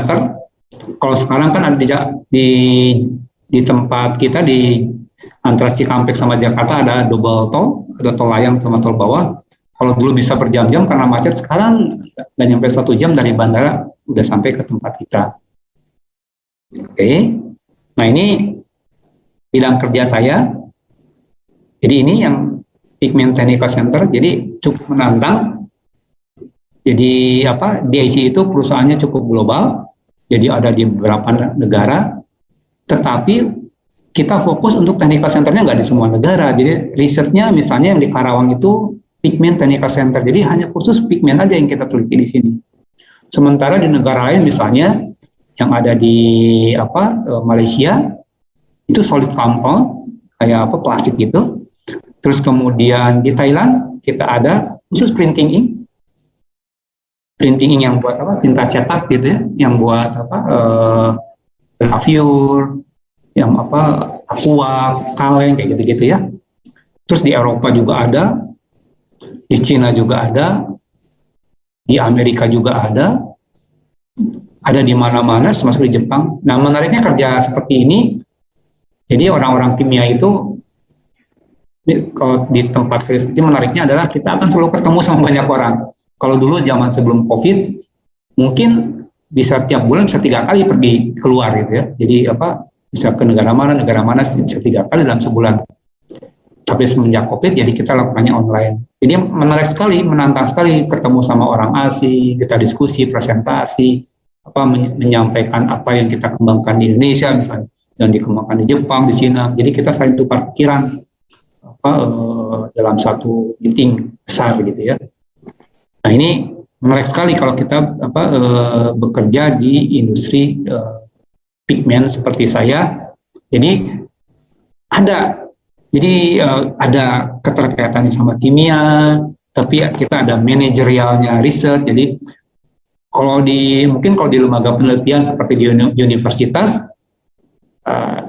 umumnya nggak dikejar waktu demand ya, jadi nggak ketat. Kalau kita yang industri seperti saya, misalnya sekarang demandnya hari ini warnanya misalnya untuk warna merahnya merah tua gitu ya. Nah, kita lakukan penelitian tuh. Penelitian kan bisa tahunan, bisa sampai setahun 2 tahun. Nah kita nggak bisa seperti itu. Kalau misalnya penelitiannya baru selesai setahun ke depan, demandnya udah berubah tuh, jadi nggak laku. Jadi yang seperti itu menarik sekali kalau untuk kita, jadi dikejar waktu, dikejar cost dan lain-lain. Oke, jadi ini yang bisa saya sampaikan. Ya, kemudian dice, kemudian beberapa faktor atau variabel yang mempengaruhi warna gitu, karena kalau di aplikasi kita kan lihatnya warna gitu, ada yang cerah, tadi ada yang buram. Kenapa juga begitu, harus paham mulai dari ISO 9000 sampai dengan yang dengan halal gitu ya, juga harus kita pahami. Adik-adik dan peserta webinar pada kali ini, mungkin mahasiswa nih Pak Agus, kadang kalau diceritakan Bu, teorinya aja kami udah pusing Bu, Ibu cerita tentang ISO gitu ya. Tapi kembali lagi, kenapa kami dari jurusan kimia mencoba untuk ya jangan terlalu besar lah gapnya gitu ya. Kalau kita dulu S1 Pak Agus ya, ke teorinya tentang kimia tadi UV, konsep UV begitu kan, sampai di industri saya jauh gitu. Saya ingat sekali sempat sebelum pada saat kuliah gitu ada tawaran program magang, waktu itu tidak ke pigmen gitu, tapi ke industri emas. Pertanyaannya itu bagi saya sekarang lucu gitu, tapi pada saat itu saya tidak siap sekali gitu. Pertanyaannya simpel gitu. Anda tahu kalau di dunia perdagangan berapa harga 1 ons emas? Saya bingung, kita mahasiswa beli emas setengah gram aja nggak bisa ya. Tapi hal-hal seperti itu gitu jangan kayaknya masa sih emas pakai ons gitu ya. Nah, kita belajar hari ini dengan Pak Agus bahwa banyak nih istilah-istilah di industri. Suatu saat kalau misalnya tertarik untuk bekerja di dunia industri pigmen, ada istilah ISO kemudian tadi khas ya, untuk halal gitu jangan terkagok lagi gitu. Apa itu ya, belum pernah Bu Nelly kayaknya di kuliah, Pak Andi, Pak Agus Rizal tidak pernah cerita itu.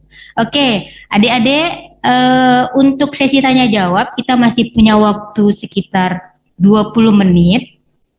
Jadi saya buka untuk termin pertama dulu, mungkin 3 mahasiswa. Silakan mungkin bisa raise hand ya. Dan langsung bisa ditanyakan ke Pak Agus. Pak Agus, ini mohon izin, mungkin pertanyaannya nanti ada yang keilmuan, tapi mungkin adik-adik pengen tahu secara teknis pengalaman gitu. Saya izin dulu.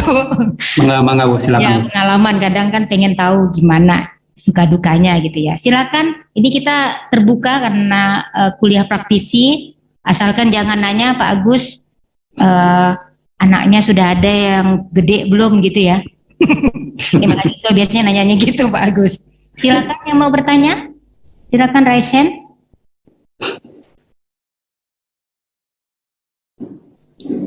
Baik, terima kasih Bu. Assalamualaikum warahmatullahi wabarakatuh. Perkenalkan Pak, nama saya Septiani dari jurusan Kimia. Saya angkatan 2020. Pak, saya mau menanyakan mengenai perbedaan antara pigmen dan dyes. Tadi Bapak bilang bahwa perbedaan antara pigmen dan dyes itu berasal dari sifat kelarutannya atau solubility-nya.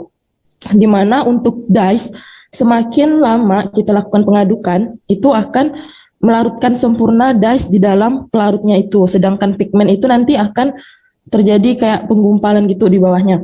Nah, untuk karakteristik pigmen itu kan ada dari struktur kimia dan struktur partikel.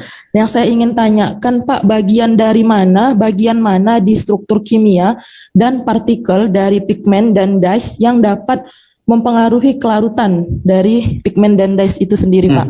Ya. Baik, terima kasih, Pak. Ya, thank you. Silakan Pak Agus. Ya, saya jawab ya. Ya. Cukup menarik ya. Jadi apa sih beda kalau dari sisi kimia ya?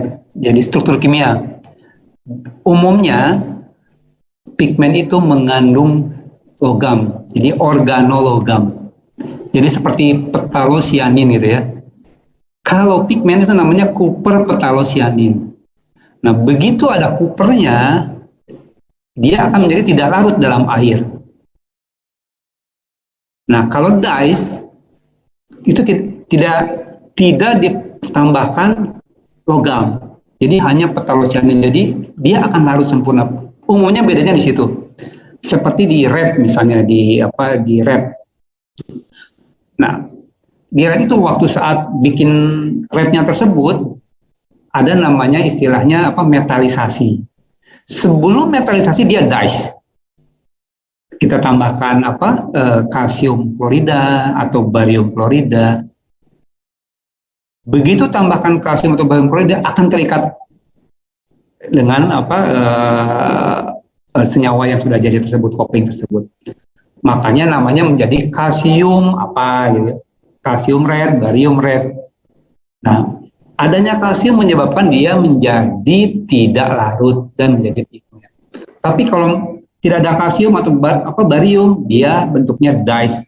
Jadi kalau kita teteskan tetes yang belum ditambahkan kalsium, itu akan larut sempurna. Kalau pigmen setelah ditambahin kalsium atau barium, kita tambahkan, nggak akan larut, dia akan bisa dengan air. Memang kalau diaduk, nyebar tuh, terdispersi. Tapi lama-lama turun. Kalau dari sisi struktur itu, dyes sama pigmen sama aja sih jenisnya. Struktur dari pigmen sama aja. Yang tadi saya sampaikan, ada yang bentuknya kayak bulat, spheric, kayak gitu ya. Ada yang nodes, gitu. Jadi banyak sama aja sih, nggak ada beda. Jadi yang bedakannya adanya logam. Umumnya ya. Mungkin itu yang bisa saya jawab. Oke, Septiani bagaimana? Sudah terjawab ya? Ya Bu, baik. Ya. Pak, mau lagi Pak sekali? Lagi? Oh ya, silakan. Berarti Pak, untuk di pengaplikasiannya sendiri, misalnya di dalam sistem dye sensitized solar cell itu Pak. Nah, di sana kan ada komponen sensitizer. Berarti jika sensitizer yang kita gunakan itu adalah dyes tetapi sudah dikomplekskan dengan logam, berarti sensitizer yang kita gunakan itu masuk ke dalam jenis pigmen ya Pak, bukan lagi dyes.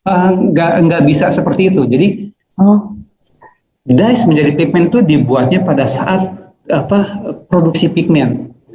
Kalau sudah menjadi dyes, jadi ada kondisi tertentu, misalnya butuh suhu berapa, terus kemudian kondisi keasaman pH-nya berapa. Jadi ada beberapa parameter yang harus dipenuhi.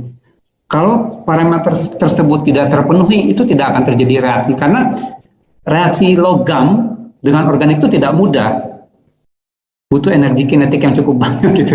Jadi nggak sesimpel itu sebenarnya. Jadi kalau kita ada dyes tambahin logam itu belum tuh jadi pigmen. Tapi kalau kita dalam pembuatan pigmen ditambahkan logam pada saat kondisinya memenuhi, ya konsentrasi segala banyak lah pasti ininya, baru bisa terjadi. Jadi seperti itu. Jadi nggak jadi otomatis jadi pigmen gitu. Oke, baik, paham Pak. Berarti harus ada kondisi tertentu dalam proses pembuatan dari pigmen itu sendiri ya Pak ya? Betul. Oke, baik. Terima kasih Pak. Terima kasih Bu kesempatannya. Terima kasih Septiani. Ada lagi yang bertanya? Silakan. Hafiz, ya, silakan Hafiz.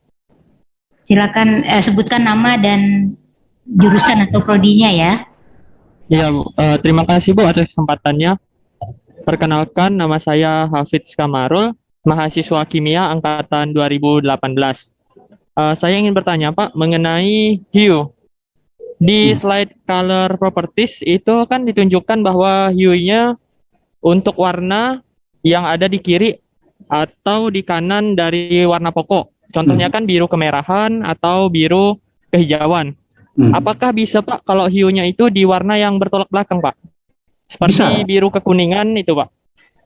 Bisa, cuma bisa. Jadi sebenarnya ini kalau kami orang pigmen itu kita bisa dibilang buta warna. Jadi hijau bagi saya itu warnanya bisa biru. Jadi hijau itu adalah biru kehijauan. Kayak misalnya orange. Kalau bagi saya bukan orange, itu adalah merah kekuningan. Karena kita jualan pigmen merah, tapi shade-nya kuning. Itu kita bilang orange. Jadi memang akan tumbang tindih. Makanya kenapa ada namanya tadi itu, yang chart-nya itu.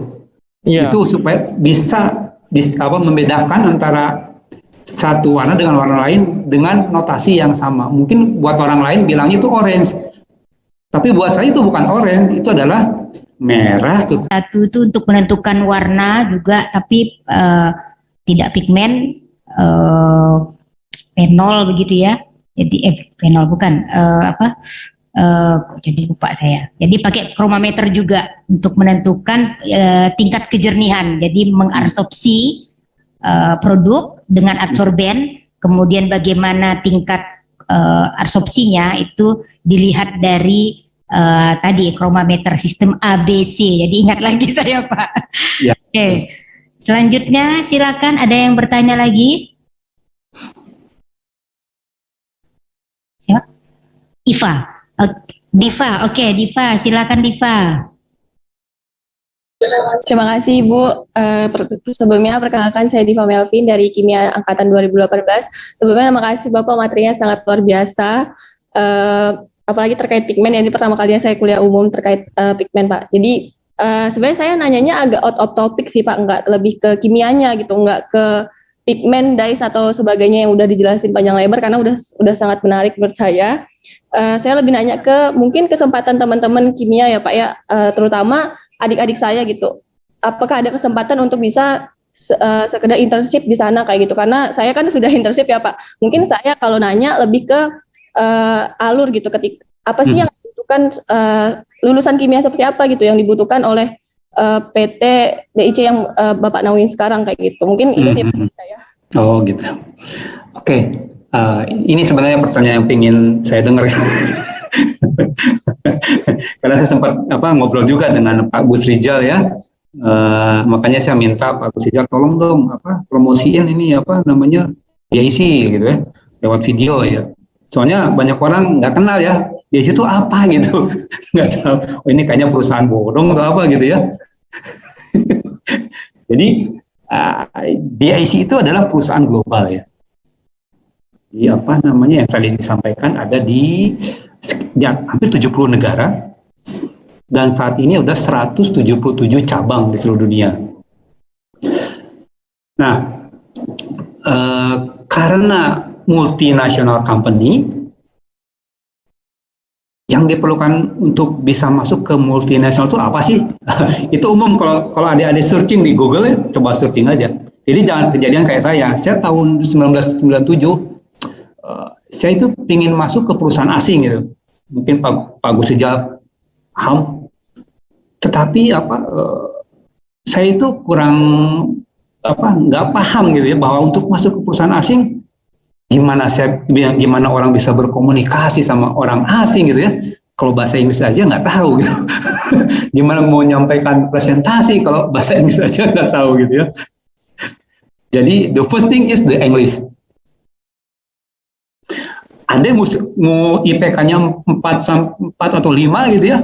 Kalau nggak bisa bahasa Inggris, nggak bisa kerja gitu kan. Jadi the first thing is English. And second, yang kedua adalah ini karena saya bicaranya orang peneliti gitu ya. Etos kerja peneliti. Jadi nggak boleh menyerah. Terus kemudian harus punya wawasan. Jadi kalau yang tadi ISO itu, itu mah udah basi kalau buat kita seharusnya. Adik-adik itu harus tahu ISO. Jadi ISO itu adalah makanan sehari-hari adik-adik. Nah sayangnya memang di kampus-kampus hanya ISO 9000. Itu kalau menurut saya sih agak gimana ya? Itu udah sunset gitu. Yang sunrise-nya bukan ISO, tapi yang tadi itu regulatory inventory, kayak sistem di dunia itu apa sih misalnya? Okotek gitu ya. Kemudian FDA, Food Drug and Agency gitu ya. Jadi kita harus paham, kalau orang-orang kimia itu harus paham. Jadi kemauan untuk belajar gitu, kemauan untuk belajar. Nah kebetulan kalau di tempat kami di DIC ini, kami DIC Pigment. Jadi kalau kita itu direct langsung ke Jepang.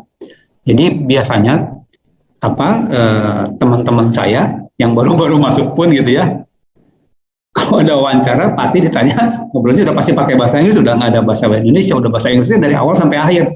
Kalau misalnya ditanya pakai bahasa Inggris sudah selesai, dan gimana? Padahal kan atasan kita itu nanti adik-adik itu ketemunya sama orang asing gitu. Apalagi kalau udah levelnya level yang udah tinggi gitu ya. Misalnya udah harus meeting di antar negara ya.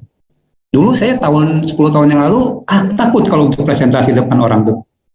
Tapi sekarang ya udah makanan sehari-hari lah gitu presentasi. Jadi adik-adik harus pintar berpresentasi. Jadi presentasi to bisnis gitu ya. Bukan presentasi to Jadi bukan presentasi terhadap beda. Jadi kalau presentasi bisnis itu lebih jadi dari awal bukan hanya bicara saya siapa, tapi saya mau jual saya gitu.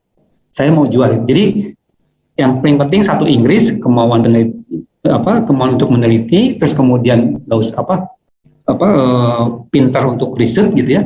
Dan kalau untuk DIC Karawang sendiri, terus terang di tempat kami kita ada namanya Global Development Program. Jadi setiap staf kami kita akan kirim ke Jepang.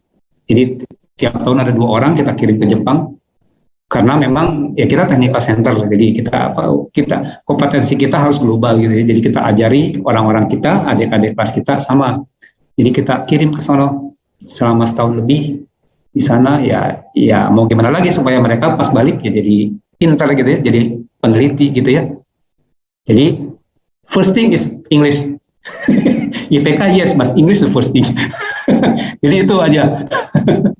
Kalau untuk lowongan, silakan aja nanti kalau biasanya kita tiap tahun ada lowongan dan kita memang tahun depan kita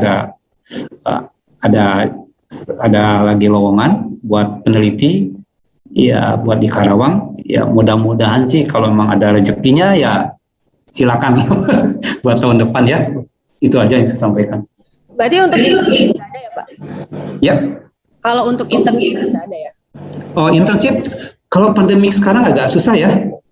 Saat ini juga biasanya kita tiap 6 bulan sekali ada terima dari dari UGM misalnya kayak gitu ya, dari mana di Jawa Timur biasanya kita kebanyakannya Jawa Timur, Jawa Tengah, kalau Jawa Barat juga ada beberapa kita bisa terima. Cuma ya kita mohon maaf untuk bulan pandemi kita nggak terima, dan mohon maaf juga tapi kita nggak menggaji ya, kita hanya membayar uang makan sama sedikit saja gitu ya. Nanti kalau udah lewat COVID silakan kalau mau magang atau internship ya, mangga. Oke, baik Pak, terima kasih Pak, terima kasih juga Ibu. Terima kasih Siva. Jadi poinnya tetap ada kesempatan Pak ya untuk magang, kemudian riset bersama. Mudah-mudahan COVID ini segera berakhir, kondisi lebih baik lah. Karena memang sebetulnya tidak hanya perusahaan di IC, saya kira beberapa perusahaan sawit bahkan Pak yang di Kalbar ini, kalau kita untuk magang mereka agak strict. Jadi harus karantina berapa lama gitu, kemudian tidak boleh pergi kemana-mana. Oke. Sebelum saya buka, masih ada lagi? Kita buka sudah 3 orang ya, masih ada waktu sekitar 5 menit. Ini saya kira kalau masih ada ditanyakan silakan.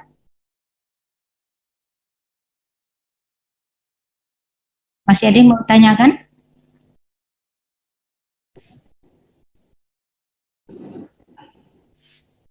Ada?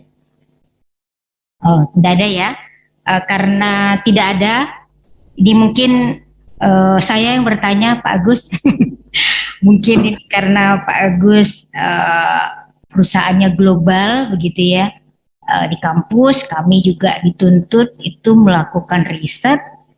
Mahasiswa, dosen itu juga kalau bisa gitu ngeling dengan kebutuhan industri. Mungkin Pak Agus bisa memberikan bocoran kira-kira gitu tren challenge riset untuk dunia industri pigmen ke depannya 5 tahun ke depan, 10 tahun ke depan, itu kira-kira seperti apa, dan bagaimana kira-kira universitas atau kampus kita bisa menyikapi itu. Oke, kalau buat pigmen ya, jadi kalau demand-nya sekarang itu lebih ke ramah lingkungan. Makanya saat ini di tempat kami sendiri sedang melakukan penelitian di mana menggunakan logam yang berbeda, bahkan pigmen yang tidak menggunakan logam gitu ya, kita lakukan penelitian. Ya tujuannya ramah lingkungan, karena logam itu umumnya membahayakan buat manusia. Meskipun kalau secara regulasi seperti di N71 ada 19 logam berat yang yang mempengaruhi, tapi tetap yang bagus adalah kita tidak menggunakan logam. Nah, kita demand-nya adalah lebih ke arah seperti itu. Jadi lebih yang lebih ramah lingkungan, kemudian lebih sehat buat kita digunakan. Dan memang itu nggak mudah, Bu. Jadi memang karena kebetulan di Indonesia sendiri ya orang-orang yang ahli pigmen itu nggak terlalu banyak ya. Kebanyakan sih di negara-negara Jepang itu yang cukup banyak yang ahli pigmen. Cuma memang kesulitan di kita memang karena ya kita belum lirik pigmen aja. di kampus-kampus ya tidak ada yang lirik pigmen, bahkan mata kuliah itu nggak ada sendiri. Padahal kalau kita main ke perpustakaan di Jepang itu ada gede sekali itu raknya, itu isinya tentang pigmen semua gitu ya. Bahkan di Eropa sendiri saya lihat gede sekali itu di Austria, di Belgia saya lihat itu ada khusus rak-rak tentang pigmen itu. Ya mungkin kita saat ini udah gap-nya karena terlalu jauh ya Bu ya. Jadi memang agak mungkin kalau masalah tren ya itu yang lebih ramah lingkungan Bu trennya. Mungkin itu Bu. Ya, terima kasih Pak. Jadi ini challenge-nya tadi visinya itu Pak ya, convert-nya itu ya. Jadi color dan convert. Jadi tidak hanya sekedar mewarnai gitu, warna kinclong gitu. Kalau anak muda sekarang kinclong, tetapi kinclongnya ini PHP atau tidak. Di bahasa anak muda ini PHP. Oke, sebelum kita tutup untuk sesi tanya jawab, masih ada yang ingin ditanyakan? Masih ada? Ini saking terpana ini kayak sepertinya dengan kuliah kimianya Pak Agus. Ini kalau dosen kami yang ngajar nih tidak ada yang begini Pak. Jadi mungkin nanti dengan Pak Andi, ketua jurusan, ini harus sering-sering Pak Andi. Biasa gitu, dalam dunia itu harus ada peak. Kalau peak datar begitu ya. Nah ini kuliah praktisi ini sebetulnya puncak, kita harus ada puncak supaya terlihat kita hidup apa tidak gitu. Nah, kalau jantungnya terus seperti itu, oh biasa-biasa saja. Nah ini saya kira mahasiswa ini tidak tidur Pak, tapi saking terpana membayangkan gitu ya, seandainya suatu saat saya ingin seperti Pak Agus gitu tadi ya, bisa melanglang buana, kemudian bisa berkolaborasi gitu dengan dari Jepang gitu dengan yang lain gitu, kira-kira apa yang harus sudah disiapkan. Saya kira pesan dari Pak Agus ini patut dicamkan adik-adik mahasiswa. Kalau kami dosen ini ya sudah karir kami seperti inilah gitu ya, tapi yang harus kalian pikirkan itu adalah masa depan kalian seperti apa. Nah harapannya kuliah praktisi ini adalah memberikan gambaran begitu bahwa saat ini memang kemampuan akademis itu iya, tapi ada hal lain, soft skill lain itu yang harus disiapkan. Tadi Pak Agus sudah menyampaikan bahasa Inggris. Bahasa Inggris ini kalau TOEFL lulus 400 rasanya sekarang harusnya sudah tidak lagi zamannya lah Pak Agus ya. Harusnya sudah 550 begitu. Kemudian etos kerja. Nah ini mudah-mudahan mahasiswa menyadari kalau praktikum Pak Agus samalah ya. Ada juga Pak Agus dulu juga merasakan praktikum. Pak Agus Rizal juga sama, kita lembur praktikum gitu. Itu sebetulnya kan modal. Ya modal untuk kalau dikasih gas selesai gitu. Kalau kita bilang besok dikumpulkan, ya besok dikumpulkan. Itu etos kerja kita sesuai dengan janji yang kita sampaikan. Nah, satu lagi yang menarik adalah tadi saya highlight komunikasi. Jadi tidak hanya komunikasi kepada akademik. Kalau seminar proposal, seminar KP, seminar hasil, sidang skripsi, itu adalah komunikasi mahasiswa kepada dosennya yang sudah punya background keilmuan kimia. Tapi ini satu kunci lagi, bahwa kita harus mampu berkomunikasi kepada non-scientist. Bisnis itu non-scientist. Jadi mungkin ya keywordnya. Kalau Pak Agus karena backgroundnya kimia, bisa dengan lancar menjelaskan beda pigmen dengan dyes. Tapi kalau bicara kepada manajer produksi gitu atau manajer perusahaan yang backgroundnya ekonomi, gimana menjelaskan beda pigmen dengan dyes ya? Gitu. Nah, saya kira keterampilan seperti ini gitu ya juga harus mulai dibangun. Saya yakin bahwa apa yang kita dapatkan pada hari ini mungkin kalau 3 SKS Pak Agus ini lebih dari 3 SKS karena banyak hal yang tersembunyi gitu ya, yang kadang kalau dosennya ngomong itu ya apa ibu itu ngomong gitu, tapi ini kita ketemu dengan praktisinya, adik-adik yang ingin berkarir nanti di industri, di R&D atau di manajemen. Nah, ini Pak Agus kan sekarang juga di manajemen gitu, sudah memberikan beberapa kompetensi yang memang harus disiapkan. Tidak ada gitu yang harus lulus terus baru mikir kan, oh iya saya sudah lulus habis itu saya pengen seperti Pak Agus, TOEFL-nya berapa? Ditanya, TOEFL itu apa Bu? Aduh Mak gitu. Jadi Adik-adik, saya kira kuliah praktisi kita kali ini banyak sekali bisa kita dapatkan. Saya sebagai moderator mengucapkan terima kasih Pak Agus untuk mahasiswa kami. Mudah-mudahan ini bisa jadi amal ibadah ya, amal ibadah karena kalau kami di dosen itu rasanya tidak ada lagi yang bisa kita ya punya uang juga tidak punya uang gitu. Yang bisa diberikan ilmu, mudah-mudahan ilmu pengalaman yang Pak Agus sampaikan kepada adik-adik mahasiswa dan kami dosen itu bisa nanti panjang gitu kami sampaikan lagi ke mahasiswa. Mudah-mudahan bisa menjadi berkah untuk kita semua dan bermanfaat untuk pengembangan kapasitas baik saya terutama sebagai pendidik juga dan untuk adik-adik mahasiswa. Baiklah, karena waktu gitu ya, maka saya kira untuk kuliah praktisi kita pada hari ini tentang pigmen di industri tanggal 12 November 2021 kita cukupkan.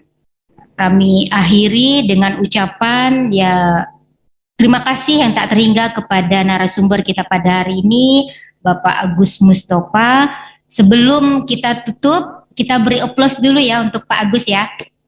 Kita beri aplaus ya, kalau di Zoom mungkin dengan reactionnya. Kalau saya karena tidak pegang laptop, kita beri aplaus. Agus, mohon maaf kami hanya bisa memberikan apresiasi aplaus karena rasanya kalau mau dikasih yang lain takutnya tak sebanding begitu Pak. Takutnya tidak sebanding. Tapi saya kira apapun yang Pak Agus sampaikan ini insya Allah sangat bermanfaat untuk kami. Kita tutup kuliah praktisi pada hari ini untuk sesi pertama ya adik-adik, karena nanti ada sesi yang berikutnya. Jangan lupa gitu tetap ada di channel jurusan kimia. Mudah-mudahan kami di jurusan bisa memberikan pengayaan yang lebih banyak dan kepada adik-adik dan Pak Agus mohon izin gitu ya, mungkin nanti dari jurusan ada yang akan kontak karena berkaitan dengan kami mencari peluang untuk magang Pak, untuk magang untuk adik-adik mahasiswa.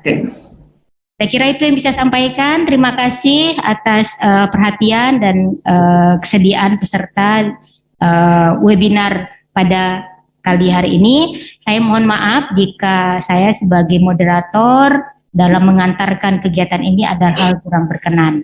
Kita tutup dengan ucapan Alhamdulillahirrabbilalamin. Assalamualaikum warahmatullahi wabarakatuh. Selamat sore dan salam sejahtera untuk kita semua. Terima kasih dan peserta. Saya izin keluar ya Bu ya. Ya, terima kasih banyak. Terima kasih.